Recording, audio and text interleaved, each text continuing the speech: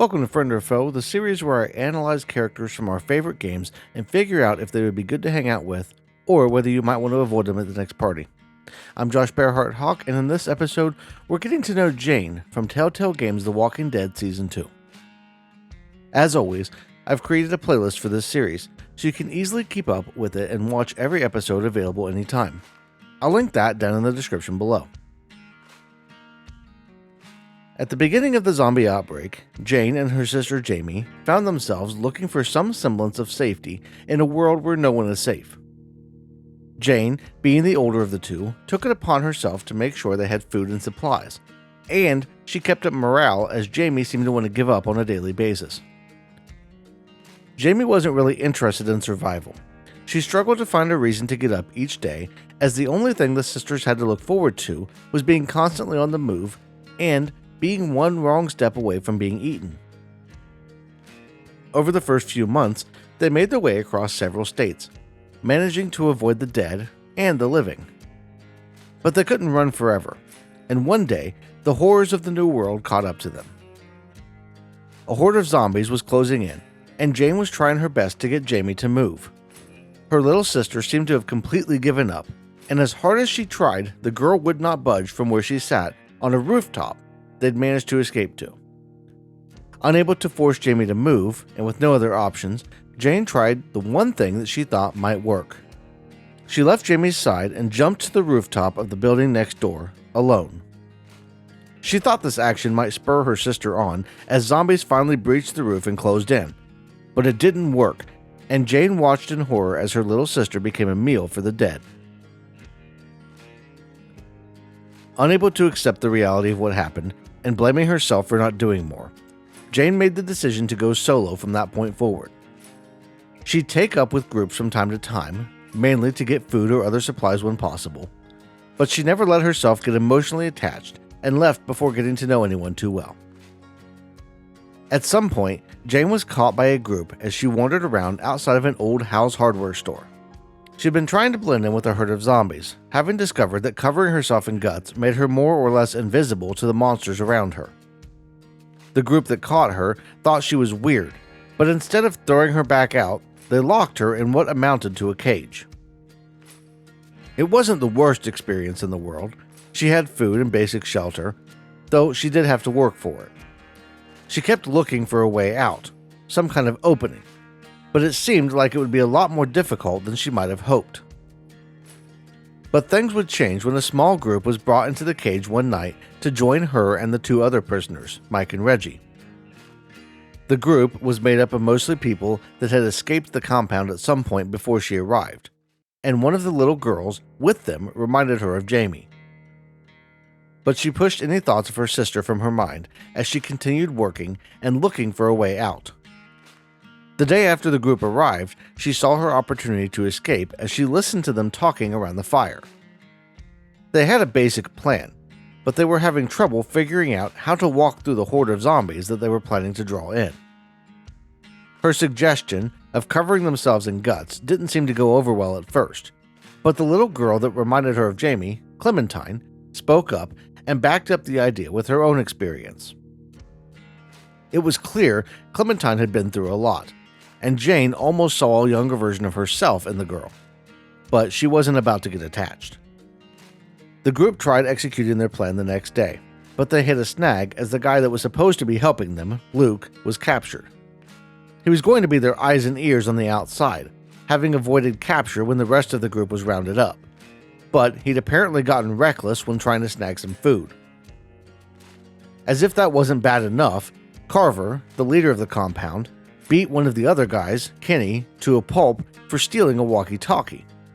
It had actually been Clementine who'd stolen the device, but Kenny took the blame for some reason. Thankfully, the old man was tough, because the group was on the verge of postponing the plan to escape until he woke up and insisted on keeping the plan as it was, with Clementine working to turn on the PA system and a woman named Bonnie helping them to escape. Things went smooth until Carver cornered them in the back room, but even that went their way as Clementine surprised him. Kitty and Rebecca hung back to finish Carver off, while Jane and the rest of the group made their way out into the herd of zombies. Everyone, except for Clementine and Jane, were hesitant to cover themselves in zombie guts. But they all did it, and before long, everyone was making their way through the dead. Jane thought she heard some commotion, and while she was able to avoid being shot by Carver's men, who were on the rooftop shooting the herd, at least one member of the group appeared to have been hit. As she approached the tree line, she ran into Clementine, who seemed to be panicking along with Rebecca. She tried to get them to fan out and calm down, but Clementine insisted on staying close to Rebecca, and while she would have normally left them both, something inside forced her to go back and help them. With Clementine's help, Jane removed the bottom jaw from one of the zombies, a trick that she'd learned by accident, and the three of them forced their way through the crowd, finally reaching safety. The sun was coming up as they made their way to the memorial site they'd planned to regroup at. They'd managed to find a rather decent path, but Rebecca was slowing progress as she was on the verge of giving birth. As they stopped to rest, Jane found herself wondering how anyone could want to have a baby in the world they occupied. It seemed like a really stupid decision in her eyes, and she found herself voicing a little bit too much of her thought process as they stopped for a rest. What are you going to do with it? What do you mean by that? Sorry. Just making conversation. Rebecca didn't appreciate being questioned about the baby, and Clementine even seemed a little agitated that Jane would even wonder about how they would manage to raise a baby without a steady supply of food. She might have felt bad for even bringing it up, but Rebecca cut deep with a remark about Jane's sister that was enough to cause her to walk away. They didn't understand. Even Clementine didn't seem to realize how unforgiving the world was. It was hard enough to take care of yourself, let alone other people or a baby. When they finally arrived at the meetup point, they found Kenny, Sarita, Bonnie, and Mike, with Kenny holding a very sick-looking Sarita in his lap. She'd apparently been bitten as they escaped, and she didn't have a lot of time left. Kenny blamed Clementine, yelling at her as everyone else watched from a distance, and Jane started to realize how broken the group actually was. Except for Clementine. She seemed to have a good head on her shoulders, and could probably make it pretty well on her own with a little training. Using the momentary break to her advantage, Jane suggested that she and Clementine should scout ahead and see what they could find in the way of supplies or shelter while everyone else rested. Once they were alone, Jane opened up to Clementine, sharing her observations about the group and telling her that she was strong enough to make it on her own if she needed to. Clementine didn't want to accept the truth about the people she was with, though, seeming more trusting than Jane thought she should be about the group.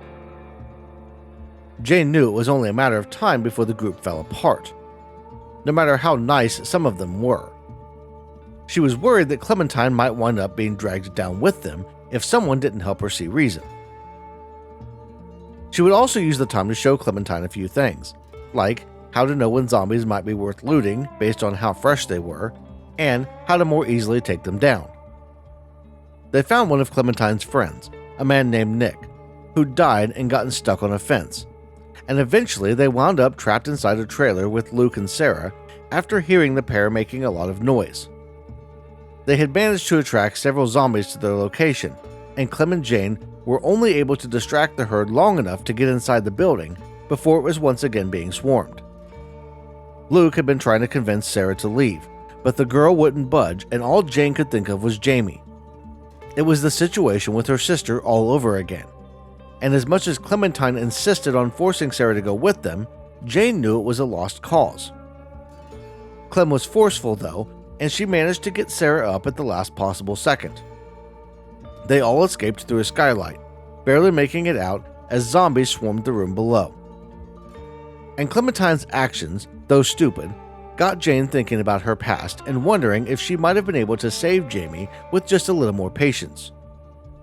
She knew deep down there was nothing more she could have done, and she knew that even if she'd saved her on that day, there would have been another that spelled the end of the line. But seeing how committed Clementine was to saving someone like that made her wonder if she'd been wrong in some way.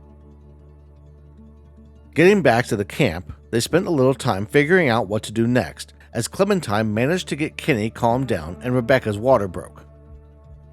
While Mike and Bonnie went to look for supplies, Jane went to check out a building that seemed like a possible shelter. Clementine joined her, and the pair were in the middle of investigating the building when Clementine called out an incoming stranger. As they hid, the man came up the stairs and tried to shove a bag he was carrying into a trash can on the platform. He was having a lot of trouble with it and wound up spotting Clementine as she hid behind a cannon. Pulling out a gun, he threatened her, but Jane was able to sneak up on him and take the weapon before he knew what was happening. The man's name was Arvo, and he had a bag of medicine and other supplies that would be really useful for Rebecca, Kenny, and Luke for their various ailments. He claimed the medicine was for his sister, but he doesn't seem trustworthy, and Jane lobbies for keeping the medicine. Ultimately, she leaves the decision up to Clementine, and Clementine winds up agreeing with her idea of keeping it. But when Arvo seems to threaten them, telling them they'll regret taking it, Jane nearly loses her cool, shoving the gun in his face and making it known that she is willing to and able to pull the trigger if she ever sees him again. For all her bluster, though, Jane feels like she's stepping over some sort of line by threatening the man. He wasn't much more than a kid, and stealing the medicine would really be wrong if his sister was actually sick. Deciding to put it behind her, Jane gets to work unlocking the door of the building, while Clementine leaves to go help the rest of the group and report on what they found. The building will be the perfect place for Rebecca to have a baby, but only if they can get inside. As she's working on the lock, the sound of someone coming up the steps gets her attention, and she's somewhat surprised and pleased to see Luke approaching. He was a little goofy, but she found him irresistible for some reason.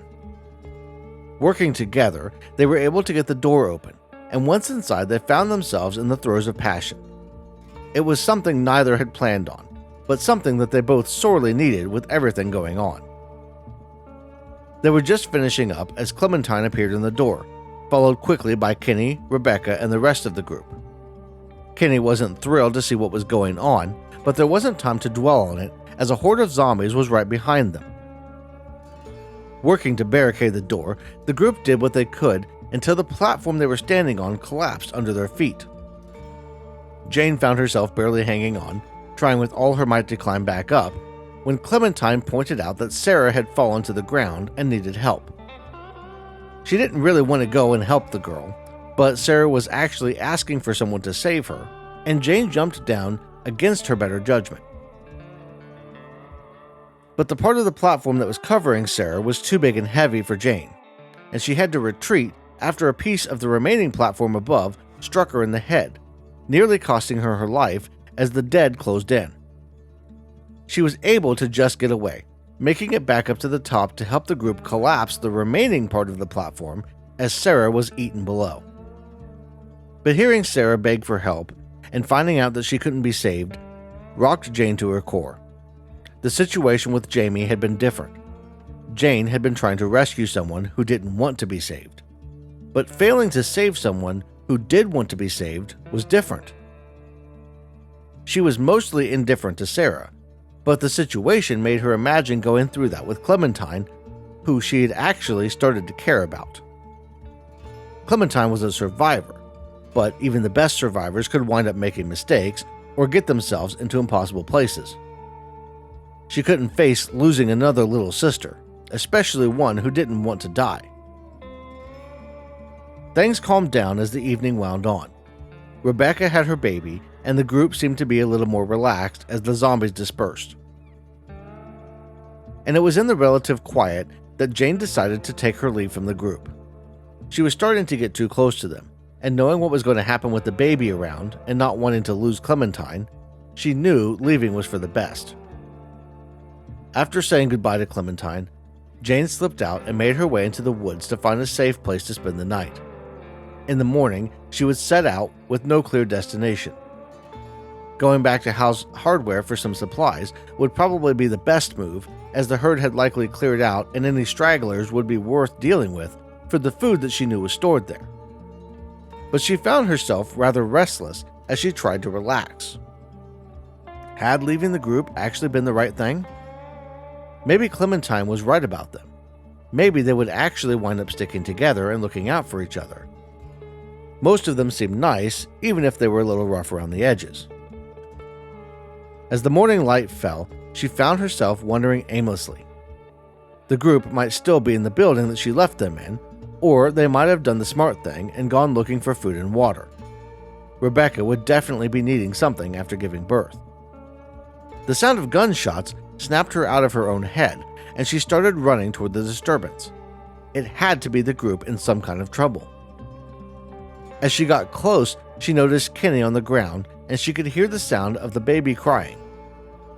A man was pointing a gun at Kenny and yelling something in Russian, and she only had a split second to make a decision. Plunging the knife into the back of the man's neck, Jane felt sick to her stomach. She'd never killed someone when it wasn't in direct self-defense. The man was going to hurt her friends, but she could have easily slipped away if she'd wanted to. The group was happy to be saved, but not exactly happy to see her. She'd abandoned them, and she knew it would take some time to make up for that, but they were willing to take her back.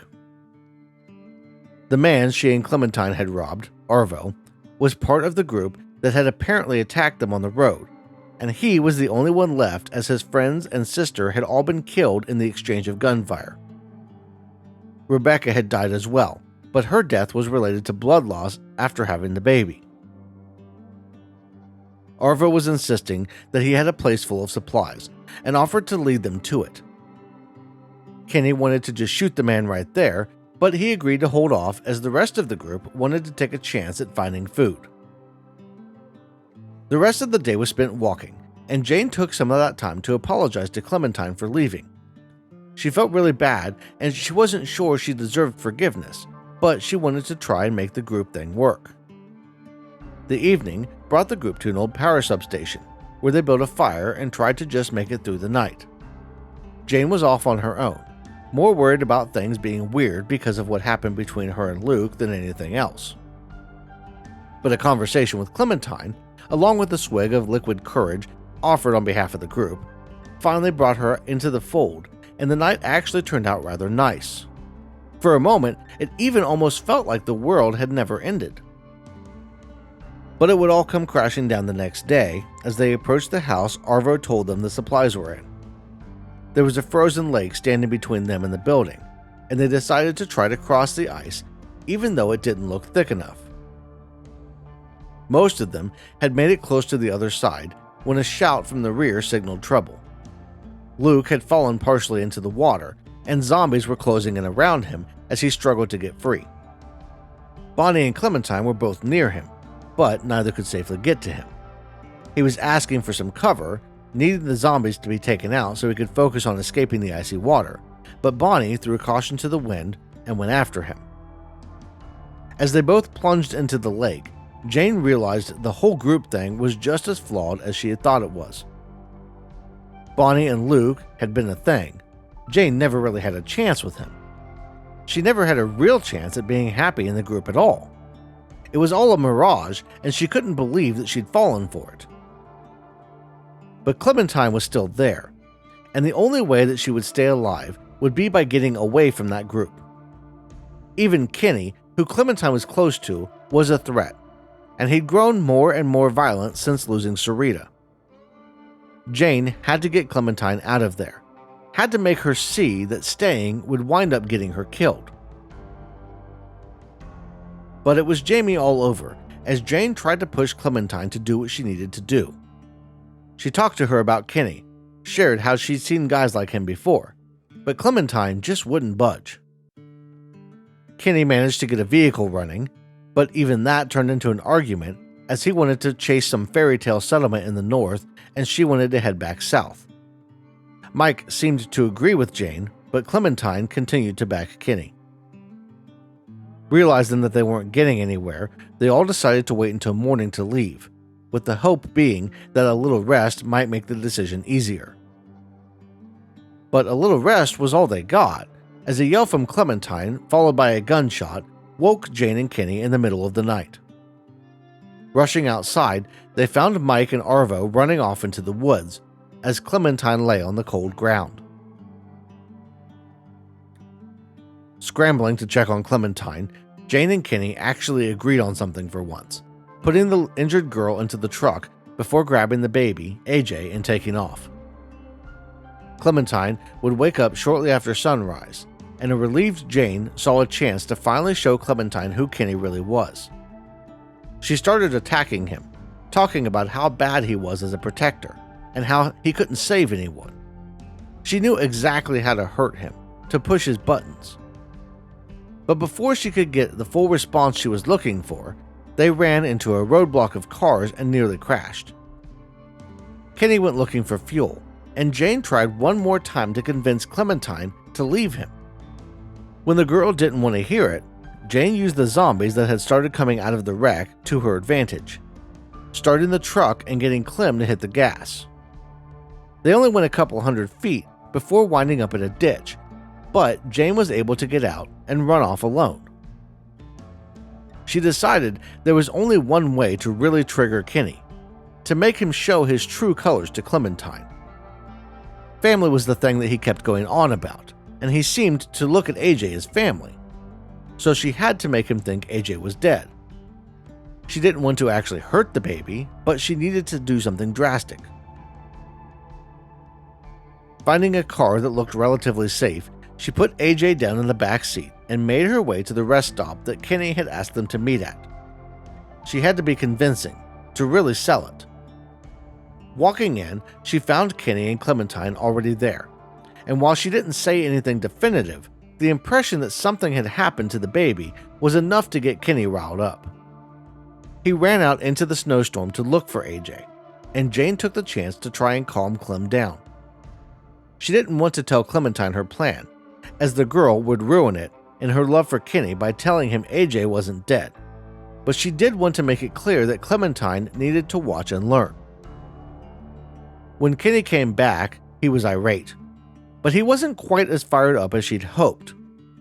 He tried to swing at her, but she dodged his fist easily, and he seemed to back off for a minute. She pushed him a little more, threatening him as she put her knife away, and she finally got the reaction she'd been hoping for as he lunged at her.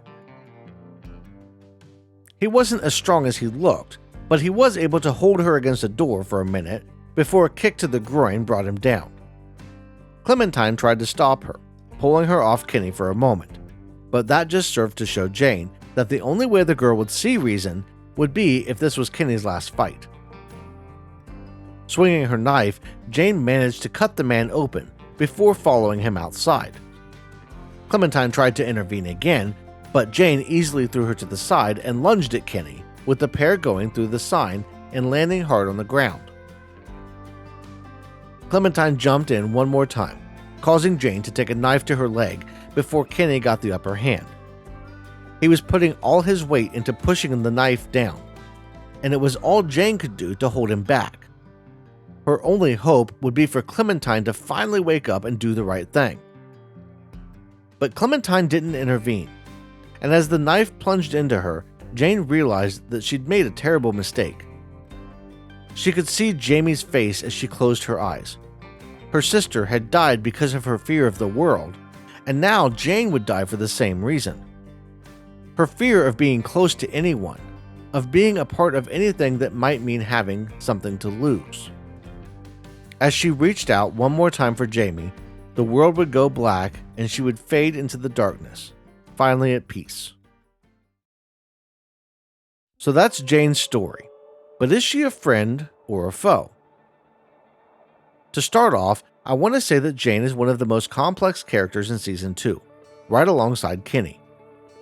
She has a lot of trauma that she's not been able to properly deal with, and I think it's often overlooked just how much Jaime's death influences her in the couple of episodes we get to spend with her. Deep down, she blames herself for what happened, and she's resolved to never feel the kind of pain she felt when her sister died again. In our modern world, she might be able to work through everything, including the survivor's guilt that plagues her pretty heavily, with enough time and having someone to talk to about it. But therapists and psychologists are hard to find in the world of The Walking Dead. Wandering around, mostly alone with her thoughts, Jane wasn't able to process what happened to Jaime or come to terms with the fact that there really wasn't a lot she could have done. We can imagine she might play the choices she made leading up to being trapped on the roof over and over in her mind. Maybe if they'd only taken another route. Maybe if she hadn't pushed her so hard and instead found a safe place to stay. Maybe if she had been able to do something to protect her better. To help herself cope, she says there was nothing more she could have done. She's outwardly convinced that Jaime was a lost cause, that keeping her alive as long as she did was actually a bad thing, and that she should have seen how Jaime was earlier and just let her go. That line of thinking leads her to believing that all connections are bad. If everyone is going to die at some point, then maybe the best thing to do is to just not get attached. If you don't care about what happens to the person, then leaving them to their fate is a lot easier. But she does get attached to Clementine, because Clem makes her think about what Jaime could have been. She's the little sister Jane wanted. Subconsciously, she feels guilty for even thinking that way, but she also can't help herself, and she wants to get rid of any threat that might take Clementine away from her. Kenny, in Jane's eyes, is one of those threats.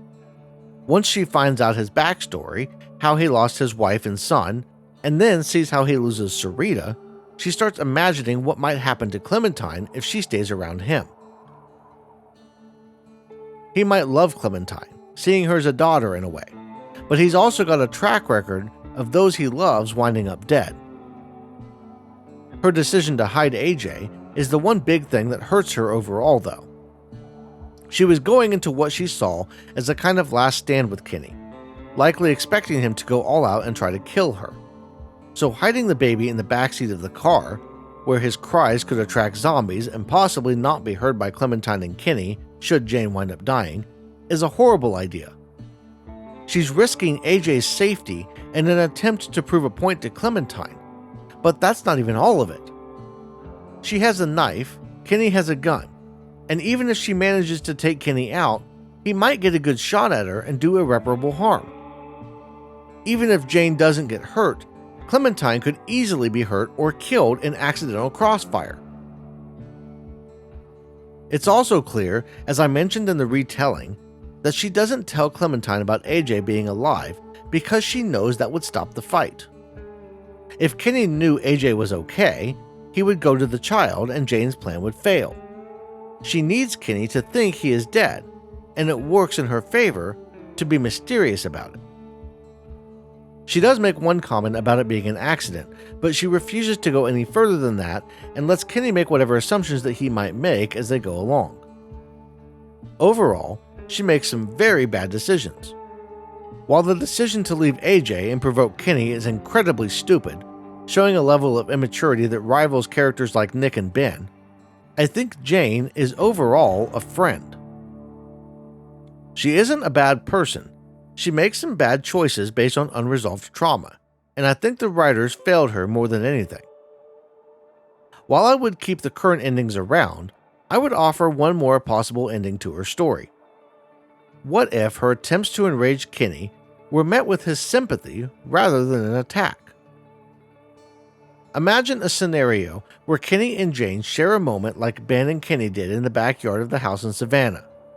Maybe Kenny remembers that moment, if you chose to save Ben in the bell tower, and through additional conversations and optional moments in Season 2, he winds up stopping himself even as he's angry with her and shuts down the fight. Jane, angry that she's not able to get the response she wanted, comes at him, knife ready to plunge, but he simply disarms her and wraps his arms around her as she lets years of pain out in the form of sobs.